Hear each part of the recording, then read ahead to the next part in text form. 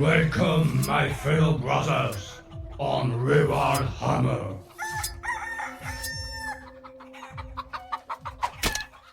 Et salut à tous, amis du Wargame, salut à tous et bienvenue dans ce nouvel épisode de Rural Hammer, le podcast du Wargame à l'ancienne et du Warhammer bien de chez nous. Nous continuons la grande saga estivale qui est consacrée aux Faction Focus et des Faction Focus en duo avec des invités tous plus légitimes les uns que les autres. Aujourd'hui, nous allons nous intéresser à l'Empire Necron, en compagnie de Messire Ozymandias. Comment ça va, Ozzy ? Bah, ça va super, ravi d'être là. Eh bien, bienvenue dans cette émission au long cours, parce que les Necrons, c'est quand même un énorme morceau de lore, de gameplay, de codex. On parle également d'un des codex les mieux nourris du jeu, une gamme de figurines pléthorique. Bref, il y a beaucoup à dire.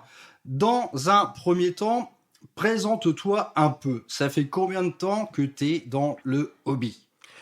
Alors moi, j'ai commencé en V6 très vite fait avec des amis, vu que le groupe s'est séparé. On s'est arrêté là, j'ai pu à peine faire 2-3 games.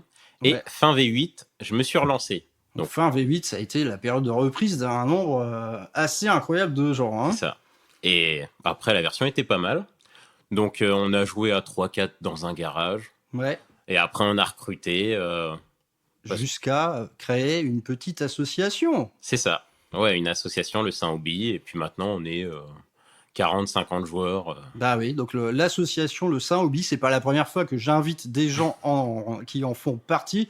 Mais toi, tu en es le président. C'est ça. Voilà, en compagnie de notre cher Ludo, qui désormais est exilé à Tours. Ouais. Donc un duo de présidents de choc. Donc le Saint-Hobby, les gars, je vais me répéter, mais si vous êtes dans le coin de la Picardie, n'hésitez pas à venir faire coucou. C'est une association quand même avec un beau petit effectif de départ. Il y a du matériel, il y a de quoi faire toutes les tables du monde, hein, tous les layouts WTC, tous les tapis, tout est là. Et donc, concernant ce Faction Focus Necron, je pense que tu es le joueur le plus légitime que je connaisse en la matière, parce que des joueurs Necron, il y en a pas mal. Hein. Il y en a pas mal quand même. Ah ouais, surtout depuis la V9, oh là là. Ah bah oui, ça a été la faction star de la V9, vous avez été mis en avant. Ah putain, il y a une guêpe qui est en train de passer devant le micro. Mais casse-toi. Ah, elle va être dans le live, je comprends. Ouais, elle veut participer, elle veut parler de ses amis. Donc, ces Necrons, donc tu les as découverts idem, fin V8 ? Ouais, bah non, du coup V6, c'était déjà ma faction de coup de cœur. Tu l'avais déjà choisi. Et du coup V8, je suis directement retourné sur eux parce que c'est vraiment ma faction, quoi. Ouais.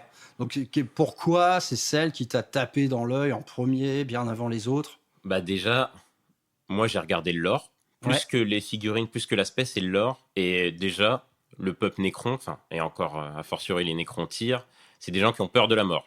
Ouais. J'ai peur de la mort, donc je me suis reconnu dans ce besoin de chercher l'immortalité, autre chose. Ouais, t'es comme ça, toi.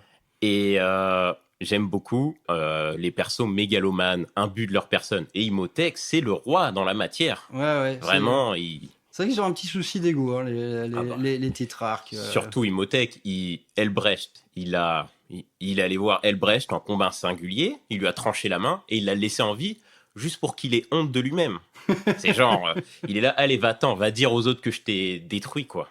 Et dans un aspect visuel aussi, j'imagine que c'est ce qui t'a le plus plu. Oui, j'aime beaucoup le style Terminator, Lectan aussi, qui sont magnifiques. Ouais.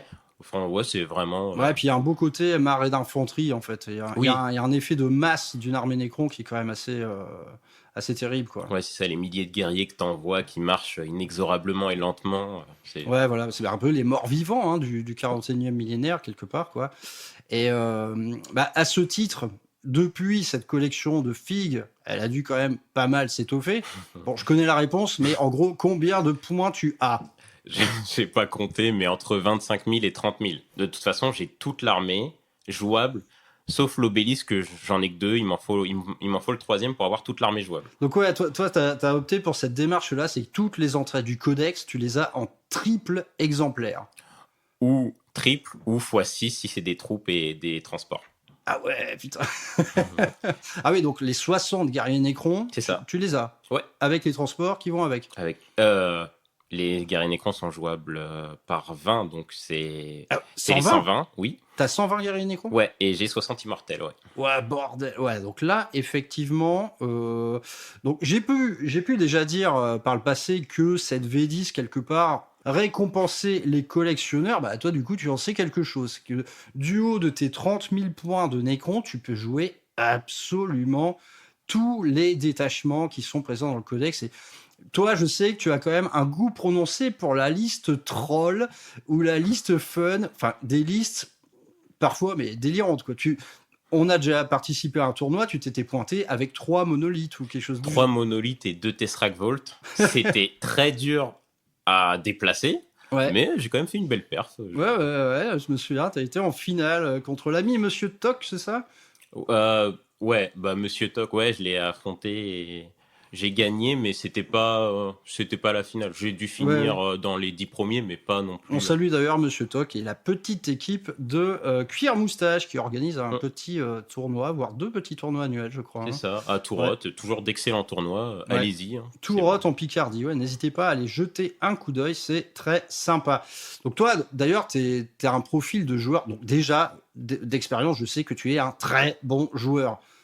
Toi, les règles, voilà, tu les as dans le sang, quoi. Alors, en V9, je connaissais les règles par cœur. V10, il m'arrive des fois d'oublier une règle parce que ça change quand même tout le temps. Ouais, bah oui. Donc des fois, là, j'ai joué une partie contre Christure, un joueur Sista que tu connais. Que nous aurons bientôt à l'antenne, d'ailleurs, ouais. Bah par exemple, j'avais oublié que je pouvais pas faire un tir en état d'alerte avec un titanesque. Des fois, l'erreur est permise, l'erreur arrive, quoi. Après, bon, bah quand tu le sais, tu t'excuses. En V10, ça change sans arrêt. Moi, il y a pas longtemps, j'ai appris qu'on ne pouvait plus faire de tir en état d'alerte à bord d'un transport. Ouais.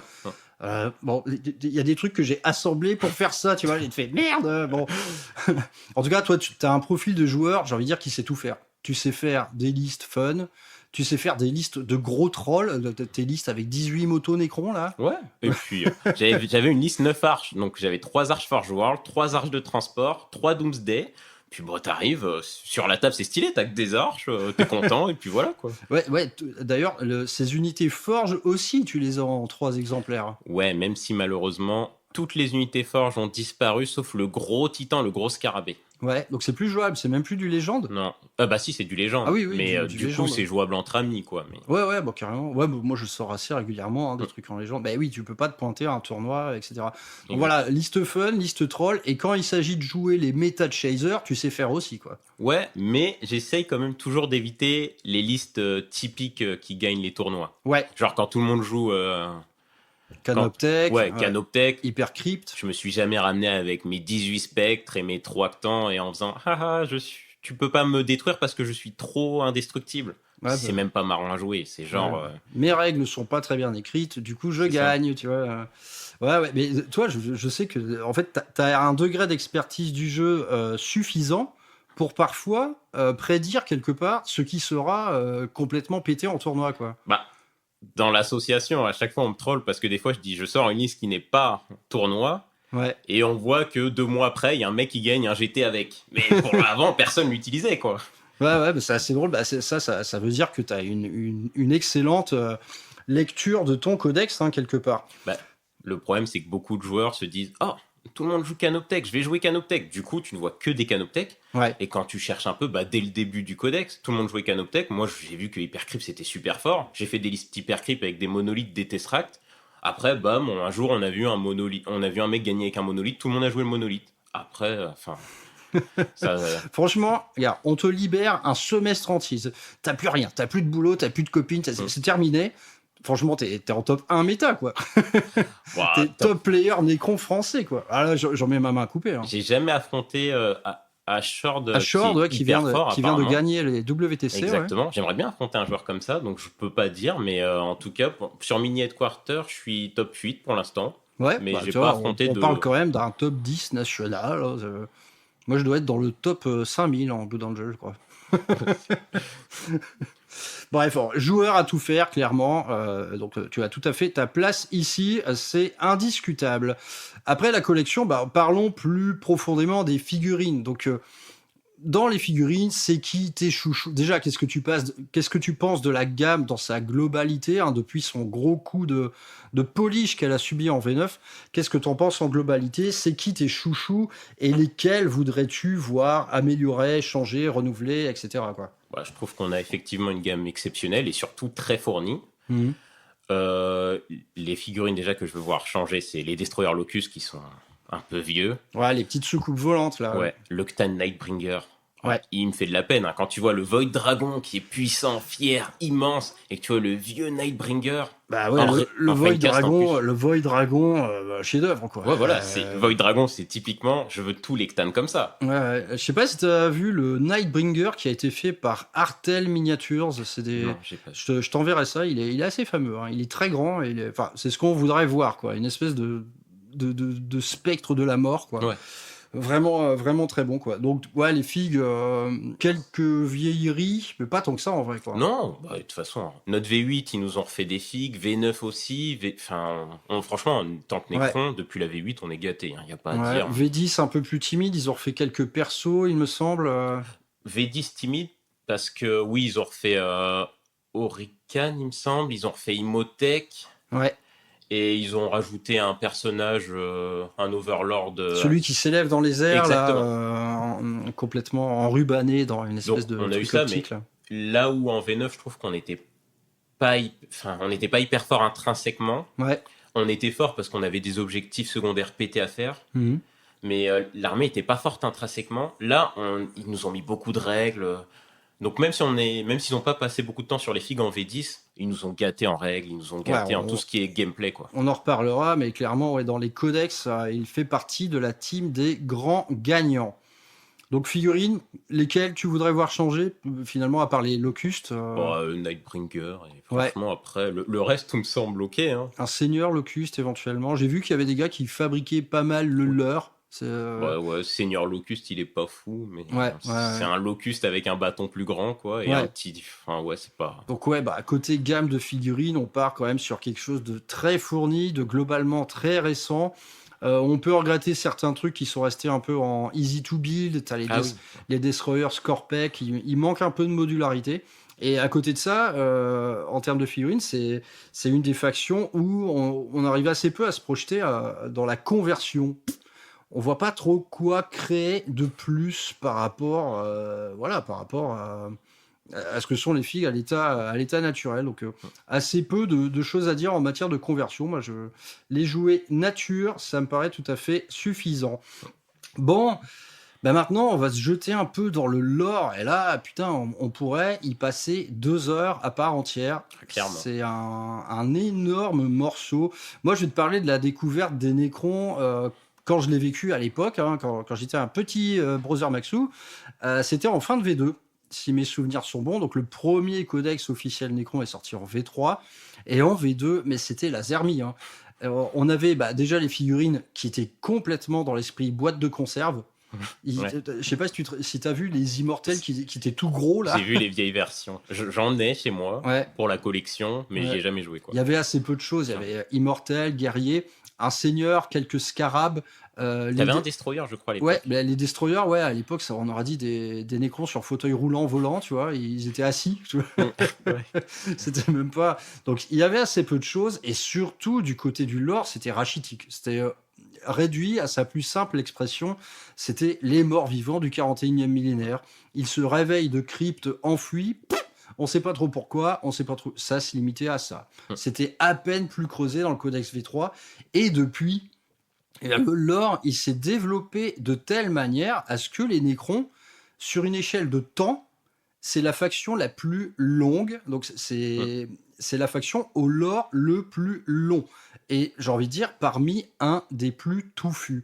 Et ils n'ont pas arrêté, au fur et à mesure des éditions du jeu, de creuser ce lore jusqu'à nous donner quelque chose d'absolument gigantesque, dont la première incarnation se fait à travers ce qu'on appelle désormais la guerre céleste. Alors la guerre céleste, ça s'est déroulé il y a des éons, donc là on parle de millions d'années, et donc qui ont vu en fait la naissance de l'Empire Nécrontyr, mais dans sa forme organique. Qu'est-ce que tu sais des Nécrons à l'époque, avant qu'ils ne deviennent des robots? Bah, on était une race faible, donc malade. En gros, un Nécron, j'ai pas d'espérance de vie, mais en gros, tu vis 20 ans, t'es content, quoi. Ouais, c'est genre, ça. Il y tout en le a, monde meurt comme des... Et en plus, ils étaient sur une planète qui était assez dure niveau vie, quoi. Ouais. Donc c'est vraiment...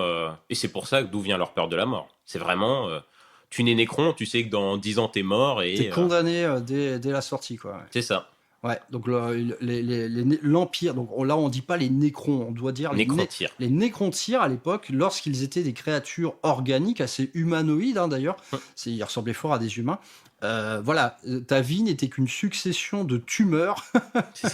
Les mecs, la médecine était aux abonnés absents, et donc ils ont passé finalement des millions d'années à essayer d'essayer de surpasser cette fatalité qui s'abattait sur eux.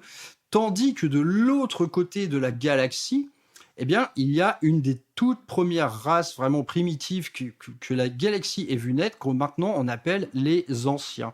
Et les Anciens, eh bien, contrairement à l'Empire Nécrontyr, c'est tout l'inverse.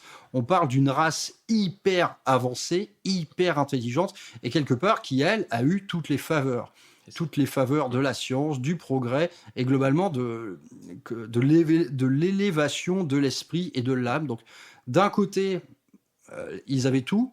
De l'autre côté, les Nécrontyrs, c'était la loose, quoi. Bah, ce qu'il faut se dire, c'est que les anciens, encore maintenant, c'est eux qui ont fait la toile. Ouais. Encore maintenant, il n'y a rien qui est aussi pratique que la toile. Bah, l'empereur a voulu la recréer, il en était pas loin, mais ça reste un échec, quoi. Ouais. Donc ouais, la race des anciens, technologiquement, elle surpasse absolument tout ce qui a pu se faire avant. Et donc, bah, on en vient à la rencontre de ces deux races plurimillénaires. Donc, qu'est-ce qui se passe à ce moment-là? Les Nécrontyrs, ils rencontrent cette race hyper avancée. Bah, déjà, on voit qu'ils sont un peu immortels, qu'ils ont tout. Donc, forcément, on voulait connaître leur secret d'immortalité. Ce qu'ils nous ont évidemment pas donné. Donc, pour l'instant, bon, bah, on en reste là. Hein. Ouais. Et les Nécrons, bah, plus on allait conquérir des planètes, plus on commençait à se taper les uns sur les autres. Se fragmenter en dynastie. Ouais. C'est ça. Du coup, il y a eu les guerres... comment on appelle ça? Les guerres... C'est les guerres du triarcat, non? C'est pas ça? En gros, c'est les guerres où... Guerre civile, quoi. Ouais, en gros, c'est ça. Il y a eu des guerres civiles. Et du coup, bah, le roi silencieux s'est dit, bon, on est tous en train de s'entretuer. Comment on peut arrêter ça? Bah, on va prendre les mecs les plus forts de la galaxie et on va tous se mettre contre eux. Parce que les anciens, ok, ils sont très forts, mais ils sont 1000 fois moins nombreux que nous. Nous, on est partout dans la galaxie. Parce que malgré leur faible état de santé, malgré leur peur de la mort, etc., bah, l'Empire Nécrontyr est devenu quand même gigantesque. Ah oui, quoi. bah, ils ont réuni des dizaines de milliers de mondes. Quoi. Et on explosait concrètement tout le monde, hein, à part les anciens. On prend les planètes, on arrive, on se met dessus, voilà quoi. Ouais. Donc c'est intéressant, quoi. Il y a quand même un certain vœu de puissance malgré un sort qui leur était peu enviable. Donc voilà, on en arrive à la première guerre céleste. Ces deux races s'affrontent et de base, c'est le premier acte génocidaire de toute la galaxie.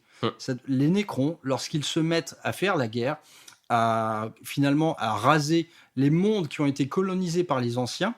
Parce que les anciens ont colonisé énormément de mondes et ont créé la vie. Ils avaient un respect immense pour la vie. Donc on a vu plusieurs races en fait qui étaient des créations des anciens prendre place sur des mondes. Quand les Nécrons arrivaient, c'était de la haine aveugle, quoi. Complètement génocidaire, femmes et enfants. Ils ne laissaient qu'un champ de ruines, quoi. Il n'y avait plus une seule âme qui vive.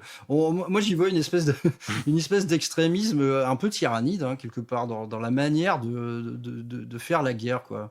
Bah, et encore, c'est pas les plus violents. Hein. Quand tu verras le culte Destroyer, tu verras que les Nécrons sont plutôt gentils. Ce sont des gens très mesurés. Cependant, eh bien, les anciens en fait se rendent compte assez tard que les Nécrons commencent à se fâcher, et quand vient l'heure de la riposte, ils leur bottent le cul, mais vraiment là c'est une bataille absolument unilatérale. On a pris cher. Ouais, l'Empire Nécrontyr est réduit à une infime fraction de ce qu'il avait pu être. Et surtout, il a été repoussé puis reculé jusqu'à sa planète natale. Cette planète, en fait, qui a vu le début de leurs emmerdes, quoi. C'est une planète complètement hostile. Donc, cependant, les anciens n'éradiquent pas l'Empire Nécrontyr. Ça leur coûtera très cher. Ouais. Cette petite erreur, ils auraient dû faire le boulot jusqu'au bout parce que les millénaires vont défiler et il va se passer pas mal de choses. Donc, réduit à leur plus simple expression et réduit finalement à leurs conditions de départ, les Nécrons, ils continuent en fait. Malgré tout, ils se résignent déjà, quoi. Après, je suis pas sûr qu'il nous restait qu'une planète parce que après ça, Non, il y a un système, mais il y a quand même eu la deuxième guerre de sécession parce que nous, quand on perd, les Nécrons, c'est un peu comme les orques, on adore se taper, quoi. ouais. Et vraiment, qu'est-ce qu'on fait ? On a perdu. Deuxième guerre de sécession. On va encore se taper pour voir qui va devenir le roi. Ouais. Donc le roi silencieux, toujours le même problème.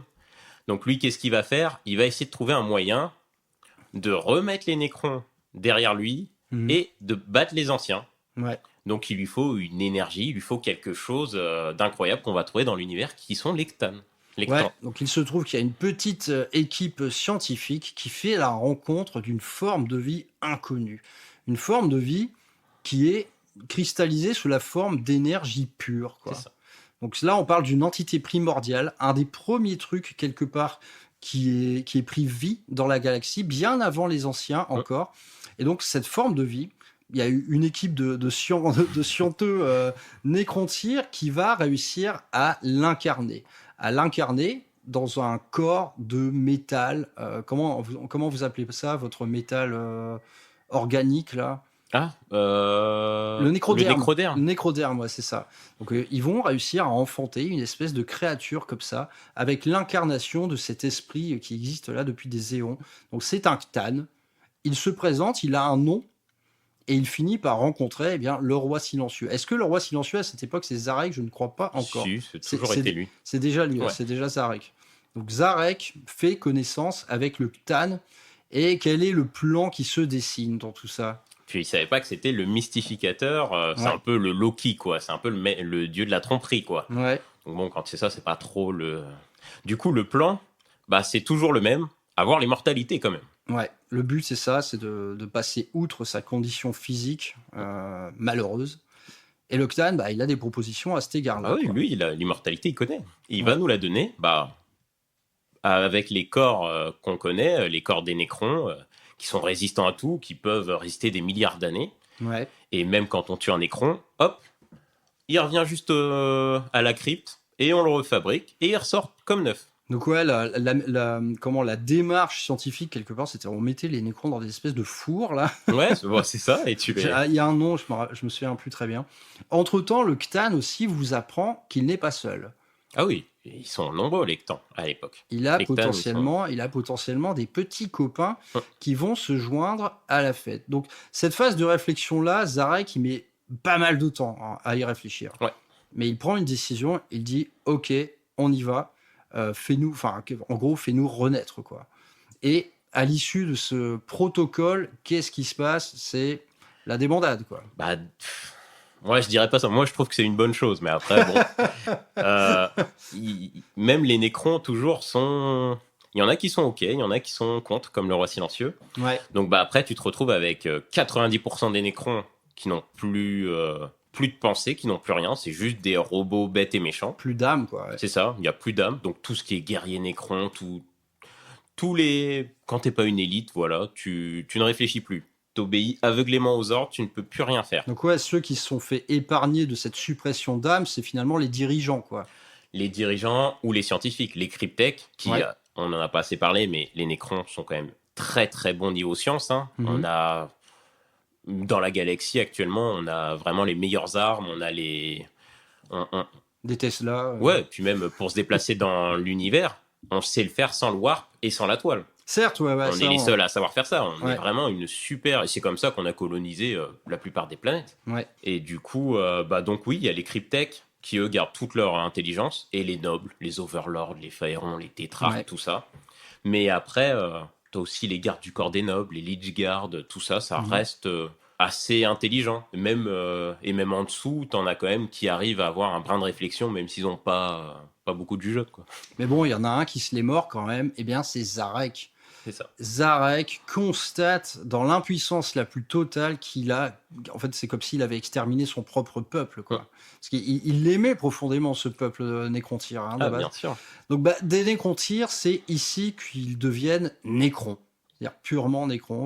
Nouvelle appellation, un nouveau look également. Tout le monde est fait de nécroderme maintenant. Tout le monde a des armes qui brillent d'une lueur blafarde. Et tout le monde se rend compte que voilà, c'est l'invincibilité, quoi. Ouais. Quand on meurt, on revient. Nos blessures se soignent toutes seules. Voilà, on commence à entrevoir quelques petits éléments de gameplay là-dedans. Cependant, Zarek, il se promet une chose.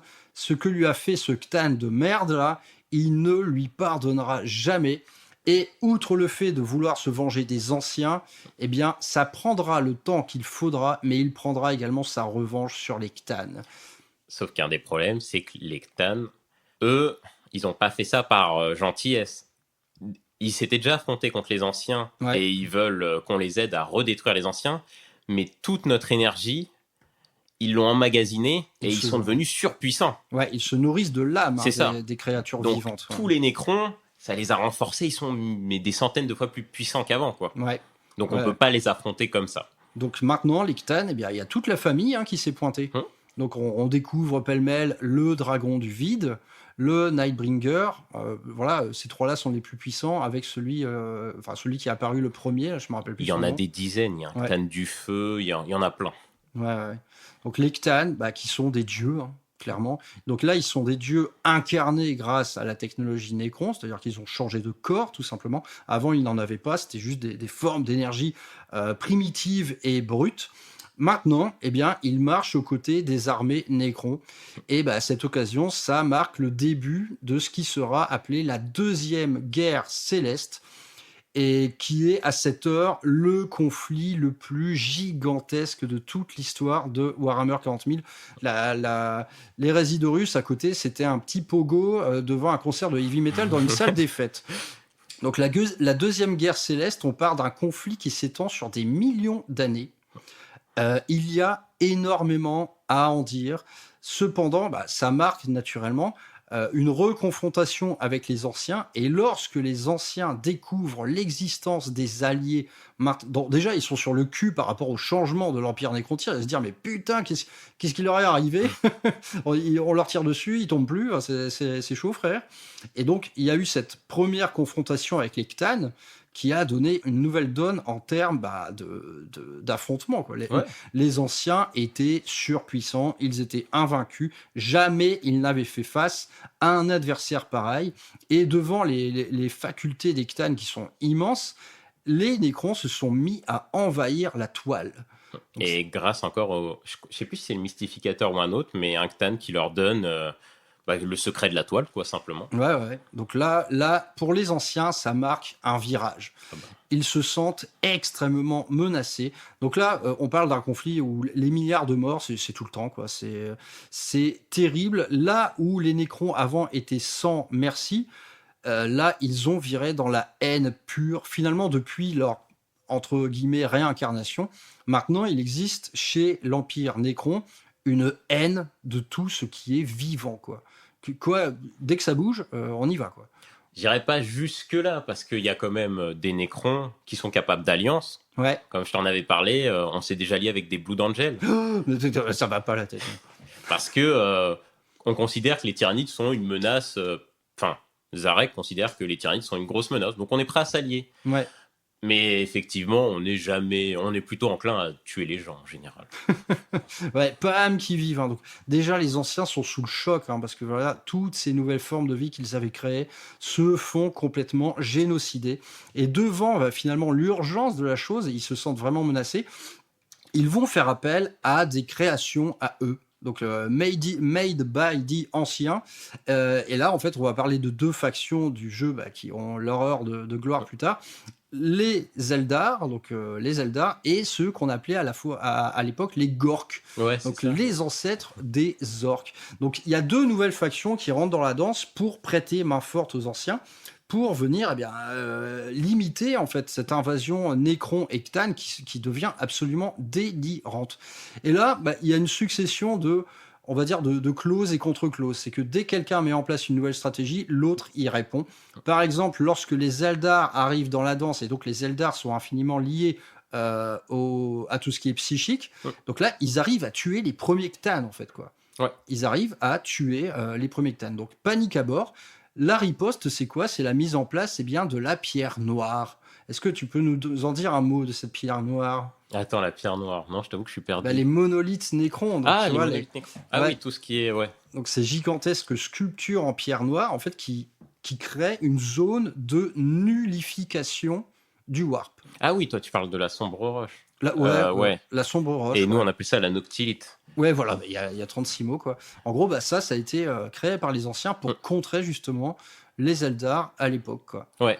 Donc, et qu'on utilise actuellement dans le Nexus Parium, on en reparlera. Voilà, on en reparlera. Mais en gros, ça a été quand même une grosse arme ultime pour contrer tout ce qui se terre un peu dans l'Empiré, quoi.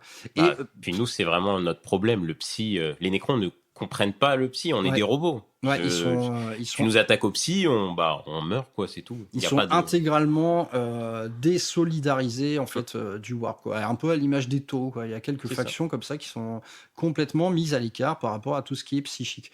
Donc cette deuxième guerre céleste, il y a encore beaucoup de trucs à en dire, mais en fait on peut pas faire le tour de tout. En tout cas, ce conflit aux milliards de morts, il nourrit pour la première fois quelque chose dans le warp qui commence à s'éveiller. C'est-à-dire toute cette violence, toutes ces émotions négatives commencent à se cristalliser dans le warp pour donner naissance aux embryons de ce que seront plus tard les grands dieux du chaos. Mais durant cette seconde guerre céleste, on a la première incarnation de ce qui vient du warp, c'est les asservisseurs. Une nouvelle race qui est complètement démoniaque, quoi, et qui réduit en esclavage des systèmes de planètes entiers par une simple pensée. Donc les mecs, ils se pointent dans un conflit déjà, mais qui a pris des proportions complètement bibliques. D'autre part, les Cthulhu, ils commencent à se faire la guerre l'un à l'autre. Ouais, mais ça, c'est... Ouais. C'est encore une fois le mystificateur qui apparemment aurait pris... qui aurait retourné un peu la tête du Nightbringer, et Nightbringer, il aurait commencé à faucher ses copains, du coup il y aurait une petite guerre entre les Cthulhu. Donc alors ça devient vraiment le bordel, quoi. Donc les Gorks et les Eldar cependant se taillent une bonne part de lion, mais malgré tout, à l'issue de cette seconde guerre céleste, les anciens, ils finissent par être éradiqués. Je pense que les asservisseurs ont été le dernier clou sur leur croix, et quelque part, ça laisse les Cthulhu victorieux, quoi. Pas pour longtemps. Voilà, parce que dans la foulée, après avoir mûrement réfléchi durant des millions d'années à sa revanche, Zarek intervient et donc prend sa revanche sur les Cthulhu. Est-ce que tu sais de quelle manière il s'y prend, le petit gars ? Nous, c'est qu'on a des armes qui peuvent littéralement détruire des étoiles, des galaxies, et en prenant littéralement toute l'énergie de l'univers. Évidemment, pour pas être trop pété, ces armes, on les a perdues. Mais du coup, on va les mettre contre les Cthulhu qui sont bien affaiblis. Ils ont fait une guerre contre les anciens, ils sont entretués entre eux. Il reste une poignée de Cthulhu et ils sont plus aussi forts qu'avant. Ouais. Et il y a le choix de Zarek, c'est de ne pas les tuer, justement. Ah oui, ça les explose en des millions de morceaux, sauf un. Ouais. On en a un, j'ai oublié son nom, c'est celui qui donne la malédiction du dépeceur. Ouais. Et on l'a vraiment éradiqué. Et du coup, pour se venger, il a donné une malédiction au peuple Nécron. Et plusieurs Nécrons vont avoir faim de chair. Ils vont vouloir manger de la chair. Sauf que nous, on peut pas manger, on peut pas se repaître de quelque chose. Ouais. Mais ils vont avoir une envie de manger le plus de chair possible. C'est de là que ça vient, les dépeceurs, ouais, c'est de la malédiction d'un Cthulhu. Ah, ça, tu vois, je savais même pas, quoi. Et du coup, c'est vraiment une horreur. On peut pas les contrôler, ces mecs-là. Des fois, ils viennent sur le champ de bataille, ils viennent manger les cadavres, ils viennent tuer des gens, et après, ils repartent. On ne contrôle rien. Ah, ok. Parce que, durant toute cette seconde guerre céleste, les Nécrons ont créé des nouvelles unités. C'est là qu'on a vu apparaître les premiers destroyers, par exemple, les premières arches également, et l'apparition également des monolithes, ça qui remplissait vraiment leurs ennemis de terreur, quoi. Donc même dans cette seconde guerre céleste, Game Workshop a trouvé des éléments de lore qui prenaient corps dans des figurines, quoi. Mais donc ces Cthulhu, il y a eu la volonté de ne pas les tuer et de les emprisonner. Zarek a estimé que la mort n'était pas une punition suffisante, quoi. Et donc, ce découpage en échardes, c'est ce qui peut s'incarner sur un champ de bataille, quoi. Ouais, c'est ça. Donc, Mais sachant qu'une simple écharde est capable potentiellement de détruire un monde. Hein. Ça Ouais, reste ouais. assez puissant. Et il y a même des moments où elle se retourne contre nous, où elle peut éradiquer une armée Nécron aussi. Hein. Putain. Donc ouais, il faut garder ça à l'esprit, c'est quand on joue Nécron sur une table et qu'on aligne un Ctan, finalement, c'est quelqu'un d'asservi, quoi. C'est ça, d'asservi, mais encore une fois, si il se libère, tout le monde est mort. Hein. C'est Ouais, vraiment ouais, c'est pas, ça, ouais. c'est pas le truc que t'envoies comme un Trazyn qui envoie sa Pokéball en mode vas-y, fais le boulot. Non, t'es en sueur, t'es en mode je vais l'envoyer vraiment parce que c'est vraiment chaud et qu'on risque tous de crever. Quoi. Ouais, donc les mecs, n'en jouez pas 4, s'il vous plaît. C'est ça. Déjà, en jouer un, voilà. En termes de lore, on est quand même sur quelque chose d'assez solide, quoi. Et est-ce que tu as déjà entendu parler de la rumeur comme quoi le dragon du vide... Ah oui, non mais alors ça, c'est le problème des versions. Normalement, le dragon du vide était enfermé sur Mars, Ouais, mais du coup, après, au départ, je sais pas, avant la V6, V7 et tout ça, il n'y avait pas l'histoire des échardes. ouais, ça a Donc, été créé par normalement- la suite, ouais. Normalement, c'est le Void Dragon littéralement qui était sur Mars. Le vrai, ouais. Mais maintenant, si tu suis le truc, c'était juste une écharde. Hein. Ouais. Les mecs, ils sont en mode waouh, on a le Messie. Ouais, t'as juste une petite écharde de 1 millionième du dragon normalement. Hein. Parce que ce dragon du vide, eh bien, il aurait été jadis chevauché par l'empereur lui-même pour combattre, eh bien, justement, une faction Xeno à laquelle faisaient face des Dark Angels. Donc, c'était une réincarnation des asservisseurs. L'empereur, il a chevauché le dragon. Donc, Ouais. bon, on n'en saura jamais trop rien, hein, j'imagine, mais Moi, je répète, c'était une écharde normalement. Mais... bon, voilà, ça reste quand même un putain de dragon. Ah oui, en- ça reste. en métal liquide, ça doit avoir un certain cachet, quoi. Du coup, on est sur la fin de la Seconde Guerre Céleste, et c'est à ce moment, alors que finalement la guerre pourrait encore faire rage, parce qu'il reste, donc les anciens ne sont plus là, les Ctans ont tous été emprisonnés, seuls subsistent eh bien, les Eldar, les Gorks et les quelques colonies des anciens qui ont survécu. Cependant, Zarek prend une décision, il décide de s'arrêter. Donc, d'où ça vient c'était la fatigué de la guerre. Il a estimé, il pensait qu'en fait, ça ne servait plus à rien. Il savait que les Eldar allaient prendre la tête de la galaxie, parce qu'il les avait vus à l'œuvre. Il s'est dit, ok, ils vont fonder un nouvel empire plurimillénaire, mais il s'effondrera tout comme les autres. Et il a décidé vraiment de laisser son peuple entier endormi, quoi. Ouais, après, je sais pas si c'est que pour ça, parce que pour moi, les Eldar, je vois pas ça comme une menace ultime. Quoi? Bah si. Mais si, bien sûr. Ils Ouais, étaient mais super forts. Ouais, mais on a quand même tué les anciens, on a quand même tué leurs maîtres, on a quand même tué les Ctans. Le truc, c'est que t'as aussi Zarek, lui, il est vraiment. Bah, je suis désolé, mais c'est un dépressif. Le mec, il est en mode. J'ai quand même. Lui, ce qui lui ronge, c'est qu'il a gâché les Nécrontyres. Ouais, On il a perdu ça. Et du coup, lui, il a aussi besoin de faire son petit. Je sais pas, comme quand tu vas à Saint-Jacques-de-Compostelle, là, il fait sa petite marche, il a besoin de reprendre ses esprits. Et pendant ce temps-là, il va mettre tout son peuple en sommeil. Mais pour moi, c'est aussi vraiment un besoin de se recentrer sur lui-même et de réfléchir au sens de la vie, quoi. Ouais, donc pendant qu'il met du coup tout son peuple dans une espèce de stase, hein, endormi dans les cryptes, des cryptes enfouies, mais partout dans la galaxie, dans des gigantesques mondes nécropoles, Zarek, il part tout seul, quoi. Il C'est part ça. en exil, et nul ne sait, en fait, où il va, ni ce qu'il devient, etc., quoi. Donc, bah, tout ça, ça dort pendant des millions d'années, et Très- ça revient. Ouais, c'est prévu pour se réveiller au 41e millénaire. Voilà, donc bah, là on est en plein dedans. Donc cette résurgence de l'Empire Nécron, donc en termes de lore, c'est ce qui est apparu sur la fin de la V2. Depuis, eh bien, plutôt que de creuser le lore actuel, Game Workshop a creusé le background de cette race. Donc c'est tout ce dont on vient de parler, hein, la guerre céleste, etc., la Noctilite, blablabla. Et bah, désormais le lore actuel Nécron, comment ça se présente?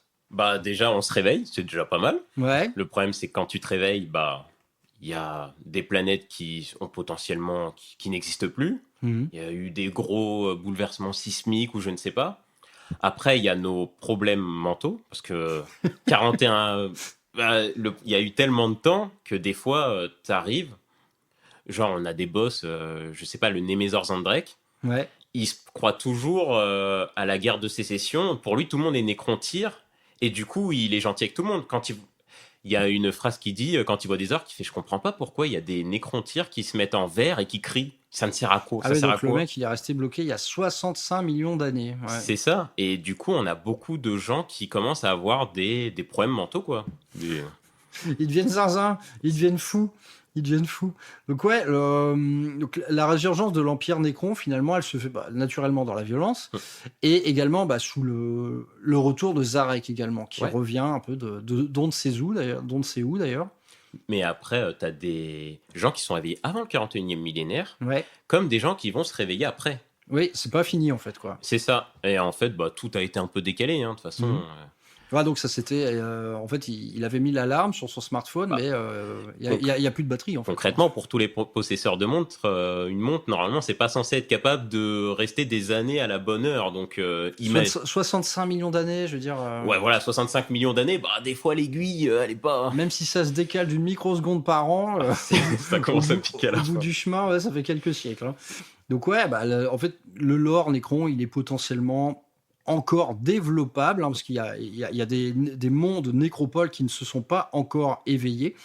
Mais du coup, depuis, on a pu noter, il y a eu un peu de littérature, Nécron. Ouais. On peut déjà parler de l'infini et le divin. Ouais. Donc, ça confronte deux personnages clés du nouveau lore Nécron, quelque part. Orican et Tradzin. Ouais.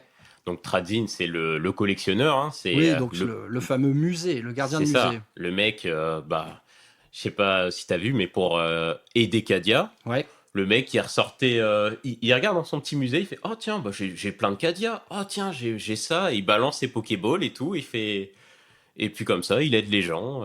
Ouais, il a eu il a manipulé quelque part le déroulement des opérations. Sans lui, l'Arche Noire d'Abaddon aurait tiré de base sur le monde de Cadia et ça aurait été fini, quoi. C'est ça. Et je me demande si c'est pas un collectionneur compulsif plus que vraiment...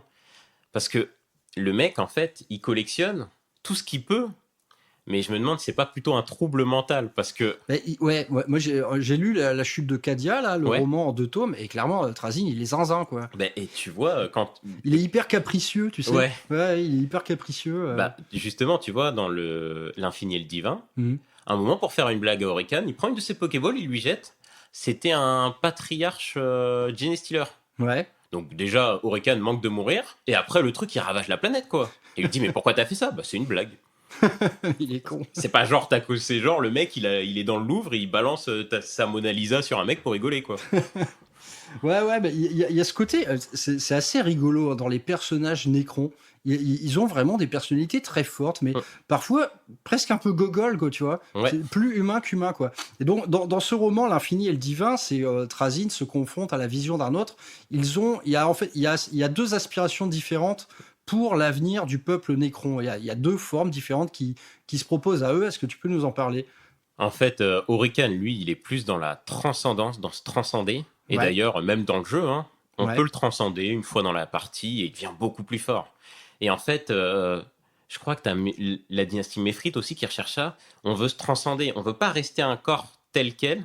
On veut devenir de l'énergie pure, un peu comme Dectan. Donc un peu devenir des dieux, quoi. Ouais, eux, ils ont cette aspiration à atteindre un degré d'existence physique supérieur, quoi. C'est ça. Et t'as l'inverse, à contrario, Zarek. Lui, ce qu'il veut, c'est retour en arrière. Donc il va chercher une race organique. Dans laquelle on pourra transférer nos consciences et redevenir nécrontyre. Donc reprendre corps, quoi. C'est ça. Et donc c'est de là que lui vient un peu cette inquiétude par rapport aux tyrannides qui, eux, sont des bouffeurs de vivants. Donc sans corps, naturellement, le processus ne pourra plus fonctionner, quoi. Est-ce que tu as d'autres sources un peu littéraires qui t'ont plu en lore récent ? Il y avait Ruine. Ruine, ça parle d'un Pharaon. J'ai oublié son nom. Ouais. Et en gros, on va beaucoup parler des dépeceurs parce que lui, sa dynastie, elle a été rongée par les dépeceurs. Tout le monde est à moitié fou. Ouais. Et il va essayer de reprendre le contrôle et il va faire un espèce de truc. Je sais pas si tu as vu le film Split. Oui. Il va devenir comme le mec dans Split. Il se fait des catégories dans son cerveau, différentes personnalités, et chacune va gérer un aspect bien particulier. Il y en a un, ça va être la guerre, l'autre, ça va être la stratégie, l'autre, ça va être ci et ça. Putain, mais ouais, il y a un vrai côté psychiatrique. Chez les Nécrons, pas mal. On a une Ils ont dormi trop longtemps, en fait. Quoi. Bah, franchement, c'est ça. Hein. Et je te dis pas tous, mais il y en a vraiment qui ont vraiment des soucis vraiment psychiatriques. Hein. Ouais. Bah. Donc, du côté de Lorescent, on a quand même une belle petite ribambelle de personnages hauts en couleur. Est-ce que t'as ton petit chouchou dans tout ça, toi? Je vais dire, pour l'égalité des sexes, il y a une femme Nécron. Sérieux? Ouais. Putain. Je crois qu'elle s'appelle Xion, je sais plus quoi. Et il y a une femme Nécron qui, apparemment, elle est un peu folle. Enfin, pas folle dans le sens. Ils sont tous cinglés, putain. Non, genre, elle veut tuer les gens, vraiment, elle est sanguinaire et tout. Ouais. Elle est assez violente, mais sinon, c'est Imhotep. Ouais. Imhotep, c'est pas. Ça, tu vois, je connais très peu, quoi, Imhotep. Donc, c'est un tétrarque? Bah, c'était un titre. En fait, il y avait dans la dynastie. Sotek, Ouais. la dynastie majeure, hein, c'est la dynastie qui a la plupart de l'univers, en fait, chez les Nécrons. Et du coup, il y avait une guerre chez eux pour savoir qui allait être le roi, parce que je pense que le boss de la dynastie a dû avoir un problème de réanimation. Ouais. Donc, il y avait plusieurs factions, et on est en mode, ouais, c'est moi qui vais être le roi, c'est moi. Et il y a une faction qui réveille Imhotep. Lui, c'est vrai qu'il était super fort. On va le réveiller, il va être de notre côté. Bon, pas de chance, il a tué tout le monde, et c'est lui qui est devenu le roi, tu vois. Ouais, d'accord. Et ce mec-là, c'est notre meilleur stratège. Il est beaucoup trop intelligent. Ouais. Et du coup, il est beaucoup trop confiant. C'est aussi un problème. Ce que je veux dire, c'est quand tu vois Elbrecht, que tu t'amuses à lui couper une main et que tu dis « Allez, à la prochaine !» Ouais, il aurait peut-être dû finir le boulot, quoi. C'est ça. Du coup, le mec, lui, c'est vraiment son kiff. Humilier les gens et les laisser repartir. Putain, quoi. Et du coup, ce Imhotep, il me semble qu'il a un rôle assez prédominant dans ce qui est le lore le plus récent côté Nécron, qui est le Nexus Paria. Bah ouais, parce que Nexus Paria, en fait, c'est Zarek qui va aller dans la région Paria, j'imagine. Non, Ouais, sais pas, je me rappelle plus de la zone galactique. Ouais, et du coup, Zarek, lui, il est avec sa Noctilite, il veut faire une énorme zone de nullification. C'est quoi. ça, Ouais. où le Warp ne pourra plus venir et tout, et puis même, ça pourrait embêter tout le monde, parce que si on fait ça partout, même l'Imperium, ils pourront plus se déplacer. Comment Ouais, vous faites ouais. pour vous déplacer sans le Warp? Ouais, c'est ça, ouais. En fait, on serait tout puissant. Il y a que les gens qui ont la toile ou de la technologie comme nous qui pourraient se déplacer, ou Ouais, les taux ouais. qui savent pas bouger et qui feront comme avant, quoi. Mais du coup, donc t'as ça, et t'as Imhotep qui, lui, de toute façon, il est contre le roi silencieux. Ouais. Lui, il veut être le boss, quoi. Et il va tout faire il va tout faire contre le roi silencieux. Donc, quoi, en ouais, fait. c'est même le retour dans cette parenthèse du Nexus Paria, c'est le retour de l'affrontement entre dynasties, quoi. Ouais, c'est ça. Et en même temps, c'est assez Timide, ouais. c'est assez timide parce que le roi silencieux va pas attaquer Imhotep concrètement, et Imhotep, il va surtout continuer de rallier toutes les dynasties à lui. Donc c'est pas non plus un vrai affrontement, mais bon, c'est des. Ouais. De toute manière, globalement, ce Nexus Paria, on va pas se mentir, c'est le gros bordel, quoi. C'est un gros bordel. Le lore a été écrit de telle manière à faire intervenir un peu toutes les factions de l'univers. Ça finit carrément avec Vashtor qui arrive dans le Nexus Paria, accompagné de la planète qu'il a créée, cette Caliban métamorphosée en monde machine. C'est la foire, quoi. Tu vois, c'est un peu la foire, quoi. C'est ça, ouais. Mais en fait, moi, le côté le plus intéressant de tout ça, c'est vraiment le plan de Zarek, quoi. C'est mettre en place une zone, mais gigantesque, qui interdit le warp. Vraiment, Ouais. c'est un barrage au warp total, mais c'est gigantesque, hein, le truc. Ouais, Hein. et puis les psycheurs et tout, ils deviennent fous et Ouais. tout, et c'est la mort là-bas, il y a rien. Ouais. Tiens. Bah oui, en fait, il n'y a même pas eu, si tu veux, une déclaration de guerre. C'est-à-dire, l'Imperium n'a pas reçu un message qui dit « Ah, les Nécrons nous envahissent, blabla ». En fait, l'Imperium s'est dit au bout d'un moment « Putain, mais c'est bizarre quand même. On a toute une zone galactique, il n'y a pas de nouvelles. En gros, on ne reçoit rien. Il n'y a rien du tout. Et donc, ils ont fait dériver une partie de la croisade Indomitus pour dire « Ok, allez voir, allez jeter un œil là-bas. » Et quelle ne fut pas leur stupeur de voir des mondes mais entiers éteints. Mais vraiment éteints. Pas une âme qui vive, pas un insecte, rien. Absolument rien. Et ça s'étendait sur des systèmes entiers et tout. Et on s'est rendu compte que voilà, c'était quelque chose de mis en place par Zarek. Et donc, tu parles des créatures psychiques qui, naturellement, en prennent plein la gueule dans le Nexus Paria, parce qu'ils arrivent dans le lieu le plus hostile du monde pour eux. Cependant, du côté des humains, ça a un autre effet. C'est que, en fait, sans le warp, qui est le réceptacle de leurs émotions, eh bien, ils n'éprouvent même plus d'émotions. Ouais. Il y a ce côté-là, c'est que l'humanité, elle est comme larvée, éteinte. Ils ne ressentent plus rien, les mecs. Donc, il y a même eu un peu des révoltes hein, chez les troupes, et y compris chez les Space Marines. Des Space Marines, ils étaient là en mode putain, JPP quoi. Ouais, c'est abusé.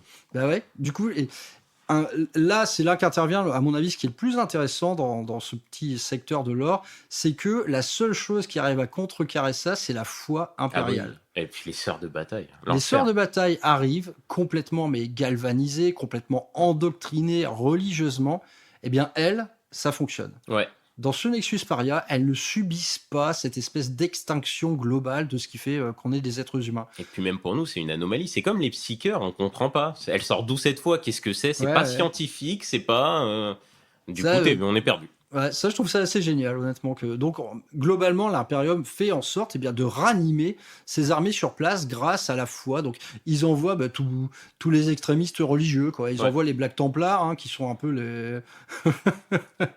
c'est un peu, ils sont en mode Allahu Akbar, sauf que c'est l'empereur, quoi. Mais ils envoient vraiment tous les plus gros dévots, tous les plus gros fanatiques pour ranimer une flamme comme ça qui galvanisera tout le monde. Globalement, ce truc finit un peu en eau de boudin. Ouais, tu sais.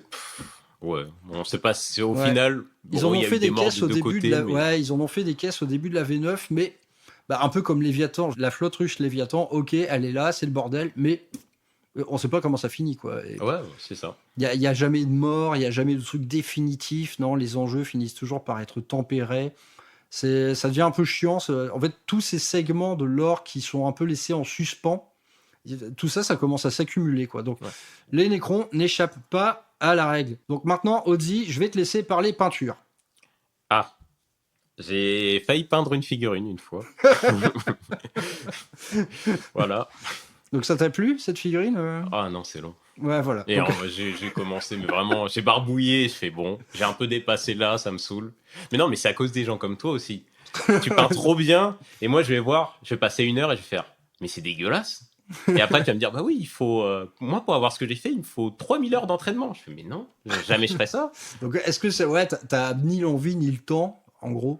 Ouais, c'est ça, mais puis même si j'avais l'envie et le temps, quand je regarde des armées comme la tienne, je me fais, putain, mais j'ai perdu tout ce temps à faire un truc qui est 10 fois plus moche. Bah non, mais c'est juste que tu vois, tu commences quelque part et tu finis ailleurs, quoi. Tu Ouais, vois, mais je sais pas, c'est comme si tu vois le meilleur joueur de foot et toi tu vas commencer le foot, tu te dis, mais attends, il va falloir combien de temps pour que je Ah bah ouais, il faut l'accepter, hein. Ouais, non, faut l'accepter, quoi. c'est trop d'investissement pour. Non, je pars de trop loin. Mais en tout cas, n'empêche que t'as 30 000 points, on n'est pas loin du full pain, quoi. Ah oui, oui, bah. Donc toi, tu confies ça à des copains ou à C'est des ça, peintres. puis je paye. Geoffrey, je lui ai payé d'Acta dans notre assaut. Ouais. Je lui ai payé toute une armée AOS de Gloomspite. Franchement, il a toutes les figurines Space Marine. Il me demande Ah ouais, donc des Ica. tu deals de la figue contre du service de peinture. Ah quoi. ouais, bah je lui. C'est sympa, ça. Bah, vu que c'est un ami, on marche comme ça, mais. Ouais. Et du coup, tu te retrouves avec une armée Nécron quand même quasi full peinte, Ouais. avec un schéma bleu et or. Hein. C'est ça, c'est la dynastie Nihila, quoi, de Tradzin. D'accord, donc ça, c'est la dynastie de Tradzin. Ok. Ouais. Bah, très bien, quoi. Bah, justement, dans ces dynasties, est-ce que t'as bien une chouchoute, non? Bah, Celle de tes couleurs, j'imagine, ouais. bah oui, et Sotek. Sotek parce qu'il y a Imhotep et il y a tous les boss iconiques. Hein. Orican est dans la Sotek. Ouais. Le Vargar d'Obiron et son Nemesor Zandrek sont dans la Sotek. C'est la dynastie phare, donc tous les gros boss y appartiennent presque. Ouais. Le problème, c'est aussi que c'est la couleur de 99% des gens. Donc de c'est la le VUTV9. schéma métallique avec lueur verte, quoi. C'est ça, ouais. Ouais, c'est ça. Ouais, le schéma officiel Game Workshop, quoi, quelque part, quoi. Mais je crois qu'il avait changé le schéma officiel en V10, c'est pour ça que j'ai peur de dire des bêtises. Mais en tout cas, V8, V9, quand j'ai commencé, c'était vraiment le schéma typique gris et avec des lueurs vertes. Ouais. Et je me demande s'ils n'ont pas rajouté des teintes ou des trucs. Il y a quelques parties un peu bronze Ouais, pour varier un peu, sinon je c'est sais pas si vraiment ça y chier, était quoi. avant, mais bon, bref. Ouais, en non, tout cas, au tout début, non. Au tout début, non, c'était que vraiment métal et vert, quoi. D'ailleurs, on va quand même dire un petit mot peinture. Ce schéma Sotek classique Game Workshop, dans toute la gamme de figurines actuelles, je veux dire, pour un débutant, c'est sans aucun doute ce qu'il a de plus simple. C'est du brossage à sec. quelques pièces métalliques d'une couleur différente et des lueurs vertes. Et donc pour ces lueurs vertes, eh bien, vous pouvez les faire à la peinture fluo, vous pouvez passer à l'encre blanche. Si vous avez un aérographe, et naturellement vous allez faire des petits OSL comme il faut. En tout cas, ce schéma-là, c'est Finger in the Noise. Moi, c'est un de ceux que je conseille le plus à quelqu'un, disons, qui peindrait sa première armée. Du brossage à sec, tout ce qu'il y a de plus bête, quelques touches de couleur. On aura déjà cet effet de masse impressionnant. Après, concernant la peinture et les dynasties Nécron, la seule règle, c'est qu'il n'y en a aucune. Techniquement, on peut faire tout ce qu'on veut, quoi. Moi, j'ai déjà vu des Nécrons orange, turquoise. Bah, toi, regarde, t'en as des bleus. Il n'y a vraiment pas de règle. Donc, les Nécrons, très bien. Très bien pour peindre, quoi. Bon, bah, on va aborder la petite conversation de bistrot, stratégie et gameplay. Est-ce que toi, du haut de toute ton expérience Nécron, est-ce qu'il y a un gameplay global qui se dégage de l'armée? Est-ce qu'il y a en gros, comment on joue Nécron de manière la plus globale, quoi? C'est compliqué. Le lore voudrait dire que c'est l'armée lente. Ouais. Qui avance inexorablement, qu'on a connu justement en V10, avec d'ailleurs un moment très chiant, avec des guerriers et des packs de Lichguard. T'avances, tu meurs pas, et avec l'index, tu dis... période index, c'est ça, affreux. Ouais. Ça ressuscite, et les mecs ils font, c'est pas grave, je tire, c'est pas grave, je ressuscite en plus. Tu peux ressusciter pendant la phase ennemie, pendant ta phase, partout, tout le temps. Ouais. C'était l'enfer, c'était nul. Mais je t'avoue que moi, en fait, les premières parties que j'ai fait en mode index, je trouvais ça trop fort parce que en fait, ça se réanimait beaucoup trop facilement. Par contre, en fait, du côté du lore, je trouvais ça complètement legit. Ah oui, c'est ça. C'était le gameplay Nécron, c'est que tu arrivais avec un pack de 20 guerriers. Je t'englue au corps à corps et un corps à corps duquel mais t'arriveras jamais à te sortir, quoi. C'est ça. C'est à chaque fois que quelqu'un va à terre, il reprend vie. Enfin, c'est... Ouais, et puis les Lichguard, c'est un VU4+, tu mets une FNP 5+, sachant que tu as des moyens de ressusciter, mais à foison. Ouais. Tu peux mettre un réanimateur derrière, qui fait que tu reprends des 3 PV en plus, tu peux réanimer avec des stratagèmes pendant la phase de tir, pendant la phase de cac. Oui, c'était à chaque fois que tu te faisais tirer dessus, quoi. Ennemi, tu peux faire trop de trucs. Enfin, de toute façon, ça c'est pas resté très longtemps en l'état, quoi. Awakened, ils l'ont nerfé, heureusement. Ouais. Et de toute façon, c'est méchant, mais un enfant de 8 ans, tu lui disais, cours, tu vas sur les points, sur les objets principaux, tu restes là, tu n'auras peut-être pas gagné les secondaires, mais juste en maxant les principales, tu peux gagner parce que normalement, l'autre, il va pas te tuer. Bah oui, parce que mettre 20 figurines sur un objectif, ça laisse peu de place pour... C'est ça, et puis les Lichguard, tu mets les Lichguard devant, les guerriers... Une fois, c'était intuable, mais réellement intuable. Mais ça n'a vraiment aucun intérêt... Mais du coup, si on devait garder une idée globale du gameplay Nécron, quoi, toi, tu choisirais ça, une marée d'infanterie infinie? Moi, ce que j'aime plus, c'est la mobilité. Et étonnamment, V9, on était une des armées les plus mobiles. Ouais, parce que tu avais pas mal de trucs qui allaient vite, quoi, entre les motos, les destroyers. C'est ça, et puis je rappelle qu'on avait des dynasties custom en V9, donc tout le monde prenait le 6 de move dès le début de la partie. Oui, le pré-move. Ouais. C'est ça. Et l'objet sécure. Ouais. Donc tu prenais le 6 de move, tu te rajoutais, t'avais pas mal de boss qui rajoutaient plus 1 en mouvement, et t'avais des cartes que tu mettais, des protocoles que tu mettais, t'en avais un qui te mettait plus 1 mouvement. Ouais. Tu te prenais un plus 8 de move, tu te prenais ton plus 6 de move et plus 2 au prochain. On avait des unités, les specs qui faisaient 12 ou 14 de move. Ouais. On avait les motos qui faisaient au moins 14. Franchement, t'arrivais. Ah, on est le T1. Ah bah, je suis déjà chez toi, t'es englué. Ah. Merde. Ah bon, bah. Et puis, ok. Bizarrement, on était fragile. V10, c'est le contraire, on est hyper tanké. Ça tank, ouais. V9, on était fragile. Mais dès le T1, t'arrivais chez l'ennemi. Il était en mode, ah, bah, T3, tu seras table rase. Ouais, mais T3, j'ai marqué 100 points, en fait. Donc, il y a un problème, quoi. Rattrape-moi, ouais, ça va être dur. C'est ça. Mais c'était hyper fun à jouer parce que être fragile et devoir jouer à je me mets là pour l'embêter, je me mets là en embuscade et tout, c'est vraiment un jeu, c'est super intéressant. Alors que mettre un rocher et dire je l'ai mis là et tu vas rien pouvoir faire, t'as l'impression de jouer tout seul, c'est pas très drôle, quoi. Ouais, j'ai fait 2 affrontements comme ça, index. Donc s'il y avait ce côté vraiment vie éternelle qui me plaisait beaucoup, c'était un peu mal traduit en termes de règles, quoi. Un peu trop permissif en vérité, quoi. Et puis là, t'as encore eu après l'index, t'as eu encore les deux grosses dynasties, Canoptech et Hypercrypt. Canoptech, ça a été ce qui a été le plus joué au départ. Tout le monde prenait Canoptech. Ouais. Bah, encore une fois, c'est débilement résistant avec les spectres et tout. Donc rappelle-nous déjà Canoptech, c'est un peu les armées de robots, quoi, les esclaves, les serviteurs. Ouais. C'est ça, les Canoptech, c'est les spectres, c'est Les petites araignées. c'est ça, comment dire, les scarabées, mais aussi les arachnides, etc. Ouais. Du coup, tu les rends hyper tanky, mais en plus d'être hyper tanky, ça bouge bien. Mhm.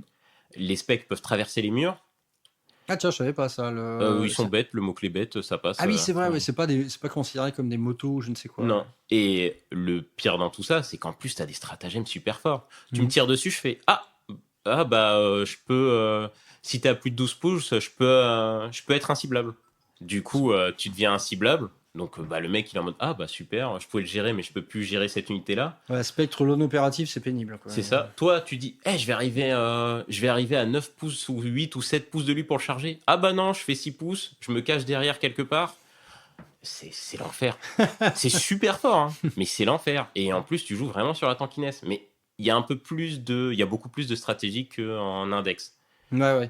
Et t'as l'hypercrypt, qui est beaucoup plus fun à jouer. Là, c'est la mobilité, celui-là, quoi. C'est ça. Ça se téléporte. Un peu gameplay GK, tu vois. Exactement, c'est le gameplay GK. Tu vas te téléporter partout.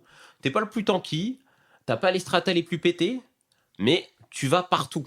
Donc le mec, il est là, je t'ai détruit, c'est pas grave. Je reviens là, je t'englue là, je fais ci, je fais ça. C'est vraiment... T'envoies tes troupes au casse-pipe ou même pas au casse-pipe. Des fois, tu peux faire des trucs très forts, mais ça te permet de tout faire. Ouais. Vraiment, c'est hyper riche. En plus, là, tu peux jouer du bon gros monolithe, etc. Ouais. Du monolithe qui peut FEP, quoi. Et puis le monolithe, un des problèmes de cette dynastie, c'est que t'as pas beaucoup de... Si tu joues pas le monolithe, t'as deux stratagèmes que tu peux jouer, quoi. Ah oui, ouais, donc c'est vraiment focus là-dessus, quoi. C'est ça, tu peux donner une invue à un véhicule qui n'en a pas. Je crois que t'as 2 véhicules qui n'ont pas d'invue, qui sont le monolithe. Donc ça joue quand même avec le monolithe. Putain, donner une invue à ça... ça a genre 30 PV en plus. C'est ça, de plus si tu le mets à couvert, bon. Tu peux le mettre aussi aux aéronefs qui n'ont pas d'invue chez nous. D'accord, en gros, il sert que pour ces 2 trucs. Après, tu peux rendre tout le monde, comment ça s'appelle ? Tu sais, les armes qui peuvent t'exploser dans les mains, là. Hazardous, ouais. Ouais, tu peux donner Hazardous à moins de 18 pouces. Tous les gens à moins de 18 pouces qui visent cette cible, ils auront Hazardous. Tu veux dire genre à moi ? Tu donnes à l'adversaire. Mais il faut que tu sois titanesque. Donc je peux le mettre au monolithe, au roi silencieux et à la cryptestrax. C'est encore vraiment monolithe, quoi. Ouais, d'accord. Et après, t'as que des stratagèmes qui sont... on va tirer sur tes 20 guerriers, paf, pour 1 ou 2 PC, je les renvoie au monolithe.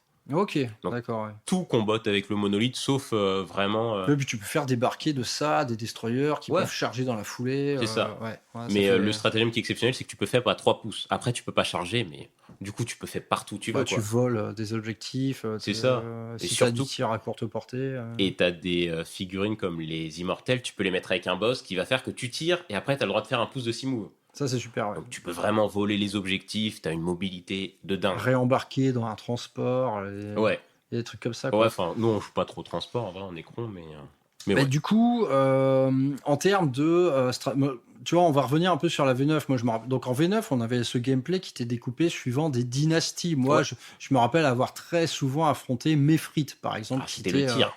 Ouais, c'était du gros tir. Je me souviens plus des guerriers pouvaient aller à PA-3 ou -4. Ouais, le problème, c'est qu'entre les stratagèmes... C'était archi violent, quoi. Ouais, c'était hyper violent. Mais du coup, là, on est passé sur ce nouveau système de détachement. Donc, tu nous as dit, donc il y en a un qui est plus axé mobilité, l'autre qui est plus axé masse indécrottable, qu'on va faire rip-hop sans arrêt. Mais du coup, on a perdu un peu... par exemple, si anciennement, tu voulais jouer la dynastie de Imhotep, là, ça, c'est... Sotek. Sotek, ouais. Ouais, c'était spécial. Hein. Je crois qu'elle boostait les armes d'assaut. C'était pas la... Mais ça, du coup, il y a certaines dynasties qui ne s'incarnent plus en termes de règles. Ah non, ça... Tout comme les orques ont perdu quelques clans et blablabla. Ah bah oui, par exemple, Novok, c'était notre dynastie de corps à corps. De corps à corps, ouais. Donc ça a pris la fuite. Ça. Ah oui, ça n'existe plus. Mais après... Tu fais tes armées de corps à corps sans boost corps à corps, quoi. Ouais, voilà. Ouais, Ou alors, à la limite, si tu passes en phalange d'obéissance, la phalange d'obéissance, c'est notre dynastie qui... Tous les gens qui sont accompagnés d'un noble c'est un peu comme les Space Marines, on aura +1 pour blesser une certaine unité qu'on a décidé au... Ah, comme un Ouais. serment d'instant, Ouais, voilà. Mhm. Enfin, vous, je crois que c'est des rerolls, mais nous, ça va être Ouais. un +1 pour blesser. Ouais, vénère, ouais. Ouais, c'est sympa, mais bon, Donc, ouais, bah, c'est qu'une unité, quoi. Donc, toi, j'imagine que. Donc, on a 5 détachements, c'est ça? Ouais, c'est ça. Donc, ça, j'imagine que tu les as tous essayés. Oui, tous très très souvent. Je change tout le temps. Ouais, bah, donc, oui, là, ça, c'est ton gros point fort en termes de jeu. Parce qu'on n'en a pas parlé, mais tu joues même pas d'autres armées, en fait. Ah non, je joue aucune autre armée. Ouais, c'est Necron. Parce que je t'ai vu mener quelques incursions curieuses Ouais. chez les Arlequins ou chez la Death Corps of Krieg, mais t'en es revenu assez vite, quoi. Mais le problème, les Arlequins, c'est très très fun. Mais il y avait quoi? Il y avait 5 figues différentes. Ouais, T'as fait le tour très vite. Et Ouais. par contre, c'est ultra pété. Hein. Tu faisais tout ce que tu voulais, mais ouais, t'as fait en deux parties. J'avais l'impression d'avoir fait le tour. Ça m'ennuyait déjà, quoi. Ouais. Donc là, ouais, toi, t'auras du mal à trouver bien mieux que tes 30 000 points et tes 5 détachements, quoi. Donc, C'est ça, il faut que j'achète 20 000 points d'or. Mais si j'achète 2 000 points, je sais que je vais m'ennuyer dès la 3-4e ouais, partie. toi, t'es en mode énorme armée ou rien, quoi. En fait, c'est juste que tu as pris goût, quoi. Ouais, Tu as pris goût, quoi. Tu as pris goût à cette variété de jeux. Donc, ouais, tu les as tous séchés, quoi, les détachements, en un an de V10, là. C'est ça. Et puis un détachement qui est très sous-estimé, c'est le détachement d'annihilation. Donc, ouais, ça, c'est celui qui va s'adresser aux destroyers. destroyers. Ouais. Donc les destroyers, vraiment, eux, pour le coup, les destroyers, ils veulent l'annihilation de toute chose. Et ça veut dire, ils s'en fichent de leur corps et tout. Ils mettent leur corps pour pouvoir tuer plus. Ouais. Tout ce qu'ils veulent, c'est tuer. Et vraiment, ils veulent pas qu'il y ait une vie sur la planète. Ça, Donc, c'est ouais, vraiment... il y a quand même quelques références. On a les Scorpec, les Locustes. Ouais. Après, t'as les Ophidiens. J'adore ces figurines. Ouais. Les Destroyers Ophidiens. Alors là, ils sont magnifiques, ceux-là. Ils sont très stylés, surtout pour scorer, parce que les mecs, ils s'enfuient sur... Bah, si t'es pas en hypercrypt et que tu peux pas... Bah, typiquement, t'es en annihilation, scorer, c'est plus dur. Bah, eux, ils s'enfouissent sous terre, ils reviennent dans un endroit, ils prennent un objet, Ah ouais, ils sont très sympas. pas mal, ouais. Très bien. Donc, ouais, bah, toi, donc, du coup, tu as goûté à tout. Donc, allez, plusieurs questions. C'est lequel le plus pété et c'est lequel qui te procure le plus de plaisir? Le plus pété, pour moi, c'est hypercrypt. Ouais, Parce que... c'est celui qu'on voit en tournoi ces derniers temps, je pense. Oui, parce qu'ils ont nerfé Canoptech. Et du coup, Ouais. Canoptech, bon, bah... Le Canoptech, c'était celui où on voyait les fameux packs de 6 spectres avec un technomancien. C'est exactement ça. Ouais, c'est ça. Et qui les rendait sur-tanky. Ouais. Une fois, je me rappelle, je me suis retrouvé englué avec des custos au corps à corps contre ces cons-là. Ils me faisaient de la Deva Wound à bout portant. Bah, t'as un stratagème qui, pour 2 PC, tu mets de la Deva Wound sur des 6. Il y avait un petit mot-clé pistol qui leur permettait de lâcher une grosse sauce de tir en pleine mêlée. Ça m'avait surpris, quoi. C'est ça. Ils savent tout faire, mais... Les spectres ont pris un coup en point. Les immortels qui mettaient de la Deva Wound assez facilement, on peut plus leur mettre le stratagème, sinon ils te mettaient c'était abusé. Il y avait des jets de touches critiques assez délirants sur les immortels, ouais. C'est ça. Du coup, à force des nerfs, bah, de toute façon, quand un truc se fait nerf, les gens vont voir ailleurs. Ouais, c'est ça. Les immortels se sont fait nerfs, ils ont dit ah mais Hypercrypt ça existe. Et là, Hypercrypt, moi que je jouais depuis le début parce que la mobilité j'adore ça. Bah là, les gens ils se sont dit ah bah finalement c'est bien. Et après, le deuxième nerf Canoptech, bah, c'est devenu Hypercrypt le boss. Et toi, t'as pris de l'avance sur le reste. Tu te rends compte que peut-être que le prochain truc méta, c'est plutôt Awakened. Ah, Awaken, c'est très méta maintenant. C'est fort, mais c'est pas le plus joué. Mais moi, ce que je voudrais voir plus sortir, c'est Annihilation. Ouais. Parce que Annihilation, c'est vraiment fort. Ouais, bah, moi, là, quand j'ai lu les règles Annihilation, je me suis dit, mais putain, l'attrition au tir. Ah, elle est violente. Quand tu joues les destroyers, les locustes, les petites soucoupes volantes, mais attends, il y a une sauce de tir à dégâts 2, mais qui est. Bah, il t'en avait parlé en Smax. Quoi. En Smax, qui t'avait fait une partie, je lui avais viré son démon de Nurgle. Avec quoi. Donc, c'est avec ça que tu as tué un grand immonde avec ses 40 PV potentiels. C'est ça, le problème, c'est que je voulais faire une liste à thème. Ouais. Enfin, je voulais faire une liste que sur mes destroyers locustes. Mais je voulais que ça soit tournoi, parce que les destroyers locustes, ok, ils sont très forts. Mais t'en emmènes un au corps à corps, ils font plus rien. Ouais, bien sûr, ouais. Donc, quand t'as autant de points, moi, par exemple, je suis un écran, j'envoie des scarabées à 80 points, t'immobilises 300 points et plus avec le boss, t'es en mode, bon, c'est pas rentable. Du coup, t'as besoin de les bah, t'as besoin de cordons pour les protéger. Ouais. Du coup, j'avais fait l'enculé, désolé. J'avais mis 4 octanes pour les protéger. Ah oui, ouais, c'est un beau dispositif de. Ouais, et du coup, j'arrivais dans un coin de la map. Enfin, je m'avançais vers des coins et j'avais 4 octanes qui faisaient. Bah, tu sais, qui séparaient un peu comme les CRS dans une manif et tout. Et puis, et puis ils étaient là. Et puis, bon, bah, quand t'arrivais dessus, t'avais les 4 tanks qui te tapaient. Et puis après, t'avais tous les cons qui tiraient. C'était débile, hein. Mais ça marchait bien. Tu m'étonnes. Du coup, on a dévié. Donc, pour toi, le plus fort, c'est Hypercrypt. Ouais, c'est hyper cryptique. Et donc, celui, du coup, le détachement plaisir, ce serait plutôt Annihilation, du coup. C'est ça. Mais Canoptech, ça reste fort. Mais en fait, le problème, c'est que Hypercrypt, je pense que tu peux faire face à toute situation. Ouais. Canoptech, si tu tombes sur un match-up défavorable, qu'on a de quoi assez de létalité pour virer certaines unités, ça peut vite être problématique. Mais ouais. Enfin, Hypercrypt, j'ai l'impression que tout le monde peut te battre, mais en même temps, tu peux battre tout le monde. Ouais. C'est vraiment, je trouve que c'est plus un jeu d'intelligence. Ça va plus jouer là-dessus. D'accord. Ouais, Alors- y a pas, c'est pas un gameplay bête et méchant. C'est pas clé en main, le truc. Quoi. C'est ça. Alors que Canoptech, t'es un peu en mode, tu vas regarder des fois le match-up et tu vas te dire, j'ai gagné. Parce que Ouais. tu pourras pas gérer tout. Ouais. C'est un peu plus, voilà, mais ça reste très très fort. Ouais. Et ce détachement qui concernait, je me rappelle, tu l'as déjà joué face à ma custo, Ouais. ce détachement qui Ah oui, consiste à phalange. faire la garde du corps de Zarek, en fait. C'était la C'est phalange d'obéissance. phalange d'obéissance, ouais, c'est ça, ouais. Ouais, bah, Où là, tu as vocation à aligner pas mal de Lich Guard, de prétorien, prétoriens. patriarcat, ouais. Ouais, ça, celui-là, on le voit pas beaucoup, mais c'est vrai que on avait fait quelques petits duels, genre à la russe face à du prétorien, c'était no match, quoi. Hein. Ah bah, je me rappelle que je crois que j'avais compté, je t'avais mis 1000 points sur tes 3 Alarus. Hein. Ouais. C'est les Alarus qui ont gagné. Ouais, putain, ouais. Et c'était pas donné en points, en plus, ces trucs-là, quoi. Ah non, ils sont assez chers. Le problème, c'est que bah, déjà les prétoriens, il n'y a rien qui match spécialement avec eux. Mhm. Ils sont moins forts, ils coûtent plus cher, etc. Le seul truc, c'est qu'ils vont vite. Donc t'es quand même content. Mais ça suffit pas. Donc, bon, un petit détachement pour changer de temps en temps, mais globalement, celui-là, on a du mal à en faire Bah, quelque chose, quoi. Ou alors, je crois que t'as un mec qui a performé. Hein. Il y a un mec quelque part dans l'univers qui a réussi un top 1 avec. Ah ouais? Mais il jouait, déjà, il jouait pas des prétoriens. Hein. Ah, donc, ouais, du coup, il a détourné les Ouais, règles. bah, il jouait pas, ouais, il jouait plutôt des Lich Guard. Ouais. Il prenait des avions, il les déchargeait, comme ça, t'arrives direct au close, tu dégommes le mec à moitié chez lui. Là, ça peut être violent. Ouais. Surtout avec le plus 1 à la blesse. Donc, quand même jouable malgré tout. C'est ça, mais c'est bien spécifique, quoi. Donc, bah, pour globaliser, on a un gameplay qui est riche comme l'enfer, quoi. De toute façon, Necron, je crois qu'à part 3 figues, tout est fort. Tout est fort. Il y a à part 2-3 figues, il n'y a pas un truc où je me dis, je pourrais pas le mettre dans une liste tournoi. Tu crées une liste autour du truc, tout peut être fort. Ouais. Donc, il n'y a pas vraiment de parents pauvres. Bah, à ce titre, on va... Allez, je te laisse nous choisir entre 3 et 5 datasheets qui sont tout simplement tes unités coup de cœur. Tu peux nous dire le prix de la plus pétée, le prix de la plus nulle. Ah, la plus nulle, l'obélisque. Voilà, ça c'est fait. L'obélisque. Il est nul. C'est le décor, ça. Non, c'est un. Tu vois la Tesseract Vault? Ouais. La Tesseract Vault, en gros, c'est un monolithe. Qui s'ouvre en 4, là. Voilà. Et avec un Ctan dedans. Bah, la version fermée, Ouais. elle coûte un tout petit peu moins cher, mais elle coûte au moins 300 points, donc super cher. Mhm. Elle est en du 14, hein, c'est énorme. Ouais. Non, elle est en du 12, excuse-moi. Mais elle a plein de PV et tout. Mais par contre, elle a les mêmes armes. Parce qu'en fait, la Tesseract Vault, ça a des pouvoirs d'octane, plus les petites armes.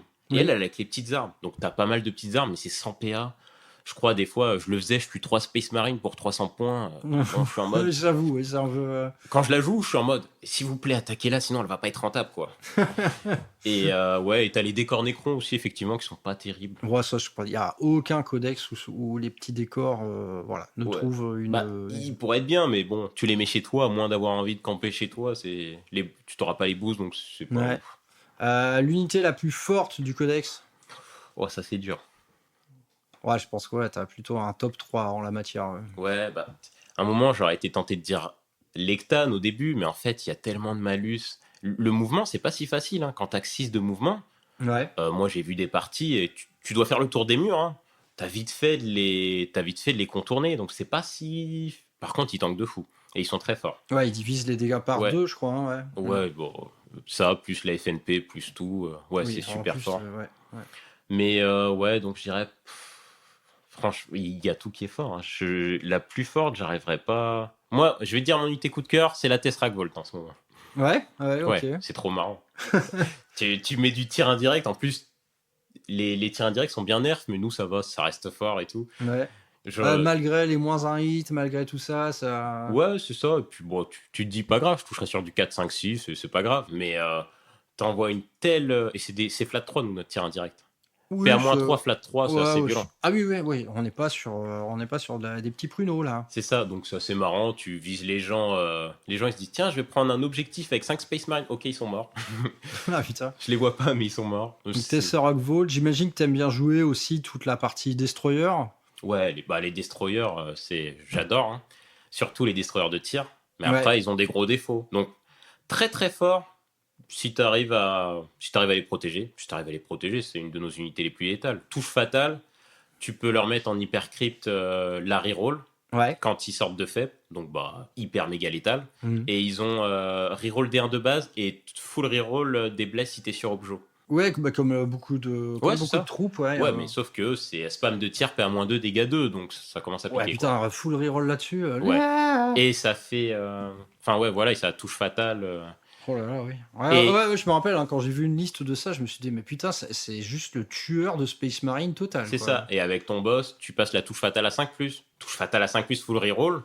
Oh, putain, en fait, ouais. La Ouais. moitié de tes tirs, ils vont déjà blesser juste à la touche, quoi. Ouais, c'est ça, ouais. Donc ouais. t'es en mode, bon, t'es en du 14, ok, je m'en fous. Tiens, prends toutes tes blesses. Et Ah ouais, voilà. ouais, oui, là, je comprends mieux comment t'as pu niquer un grand immonde assez C'est ça. facilement, quoi. Du spam, t'arrives, spam. De toute façon, Crit ça à passe. 5, que tu reroll tout, naturellement, ça C'est ça. finit par dégager, quoi. Même le mec, s'il a beau réduire les dégâts ou je ne sais quoi, il s'en sortira pas éternellement, quoi.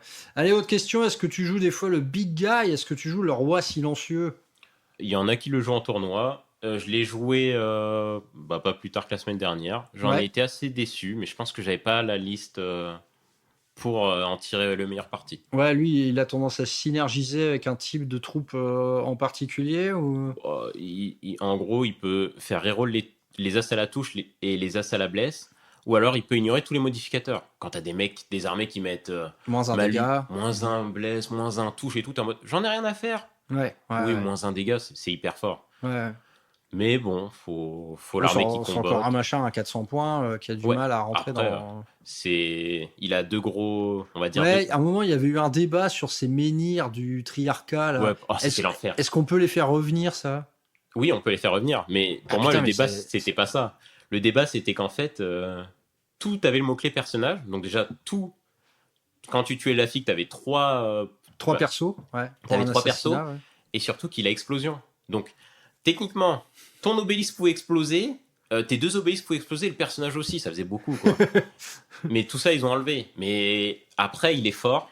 Mais quand je le vois, V9, il était totalement abusé en comparaison. Ah oui, complètement. Ouais, Et le mec, il pouvait full reroll, il se faisait des full reroll à lui-même, il faisait des dingueries et Ouais, tout. ouais. C'était Là, exceptionnel. j'arrivais à m'en sortir parce qu'il n'avait pas une portée énorme. J'essayais de jouer là-dessus, moi, d'échapper à ces tirs qui Ouais, mais t'as toujours. ouvraient en deux n'importe quel blindé, quoi. Bah, t'as toujours 2 obélisques qui font du flat 6. C'est que 2 tirs, hein, mais. Ouais, c'est resté quand même très ça convenable. Hein, ouais. Mais voilà. Après, moi, perso, contre Maeve, il m'en a détruit un en une phase avec Morvenval. J'étais un peu dégoûté. Morvenval qui coûtait 2 fois moins cher.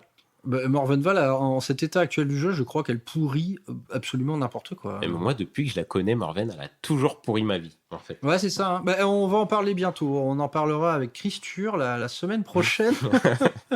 Mais oui, Morvenval, bah, je lui avais fait une émission dédiée, quoi, tellement elle est vilaine, quoi. Ah ouais, et puis. Oh là là, mais quelle te pue. Hein. C'est pas possible, quoi.